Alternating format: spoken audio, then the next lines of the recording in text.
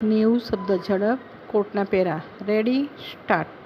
Civil procedure code 1908 કૌંસમાં ટૂંકમાં CPC કૌંસ પૂરો ની કલમ 100 હેઠળ વર્તમાન બીજી અપીલ અહીંના અપીલકર્તાઓ મૂળ સામાવાળાઓ દ્વારા 2019ની રેગ્યુલર સિવિલ અપીલ નંબર 2માં આપવામાં આવેલ ચુકાદા અને આદેશને પડકારતા દાખલ કરવામાં આવી છે, જેના દ્વારા અધિક જિલ્લા ન્યાયાધીશે અહીં અરજદારો મૂળ સામાવાળાઓ દ્વારા દાખલ કરવામાં આવેલી અપીલને ફગાવી દીધી હતી અને 2012ના રેગ્યુલર સિવિલ સૂટ નંબર 4માં વિદ્વાન અધિક દીવાની ન્યાયાધીશ માંગરોળ દ્વારા આપવામાં આવેલ ચુકાદો અને હુકમનામાની પુષ્ટિ કરી હતી, જેમાં દાવો કરવાની મંજૂરી આપવામાં આવી હતી. ફકરો. કેસની ટૂંકી હકીકતો નીચે મુજબ છે. અહીં સામાવાળા મૂળવાદીએ માન્ય સુનાવણી અદાલત સમક્ષ 2012નો રેગ્યુલર સિવિલ સૂટ નંબર 4 દાખલ કર્યો હતો.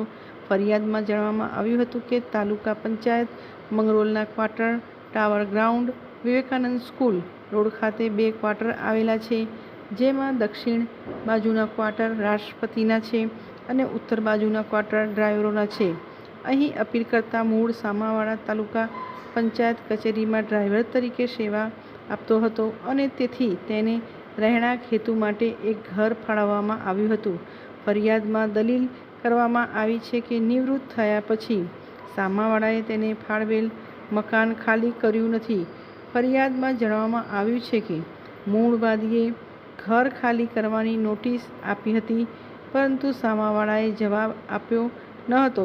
એવી પણ દલીલ કરવામાં આવી છે કે મૂળ સામાવાળાએ ઘરમાં માળખાકીય પરિવર્તન કર્યું છે, તેથી મૂળવાદીએ વર્તમાન અપીલકર્તા મૂળ સામાવાળાને બહાર કાઢવા માટે માન્ય સુનાવણી અદાલત સમક્ષ 2012નો રેગ્યુલર સિવિલ સૂટ નંબર 4 દાખલ કર્યો હતો. વિદ્વાન સુનાવણી અદાલતને તારીખ 24/4/2018ના રોજના આદેશ દ્વારા ઉપરોક્ત દાવાને મંજૂરી આપી હતી. ઉપરોક્ત ચુકાદાથી નારાજ થઈને હાલના અપીલકર્તાઓ મૂળ સામાવાળાઓએ 2019ની રેગ્યુલર સિવિલ એપ્લિકેશન નંબર 2 દાખલ કરી વિદ્વાન અપીલેટ અદાલતે તારીખ 14/10/2022ના રોજના આદેશ દ્વારા અપીલને ફગાવી દીધી હતી અને વિદ્વાન સુનાવણી અદાલત દ્વારા પસાર કરાયેલા ચુકાદાની પુષ્ટિ કરી હતી. તેથી હાલની બીજી અપીલ મૂળ સામાવાળાઓ દ્વારા દાખલ કરવામાં આવી છે. ફકરો. કાયદાનો નીચેનો નોંધપાત્ર પ્રશ્ન ઉઠાવતા અપીલકર્તાએ હાલની બીજી અપીલ દાખલ કરી છે. ફકરો. કૌંસમાં એ કૌંસ પૂરો હાલના કેસની હકીકતો અને સંજોગો જ્યારે મૂળ સામાવાળાએ વિવાદિત મિલકતની માલિકી દર્શાવતા મૂળ સામાવાળાઓના નામે વીજળી બિલ અને કરવેરાની રસીદો નકલ રજૂ કરી હોય ત્યારે મૂળવાદી એટલે કે મંગરોળ તાલુકા પંચાયતને કોઈ દસ્તાવેજી પુરાવા રજૂ કર્યા વિના વિવાદિત મિલકતની માલિક કહી શકાય તેવા માનનીય અદાલતના તારણો યોગ્ય છે.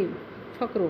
કૌંસમાં બી કૌંસ પૂરો. શું હાલના કેસની હકીકતો અને સંજોગોમાં માનનીય અદાલતના તારણો કે મૂળ સામાવાળા દ્વારા દાવા હેઠળની મિલકતની 4 સીમાઓ ચિહ્નિત કરવી એ દર્શાવે છે કે મૂળ સામાવાળાએ મૂળવાદીનો માલિક હોવાનો દાવો મૂળવાદી દ્વારા માલિકીનો ચુકાદો માંગતી કોઈપણ પ્રાર્થનાની ગેરહાજરીમાં સ્વીકાર્યો છે.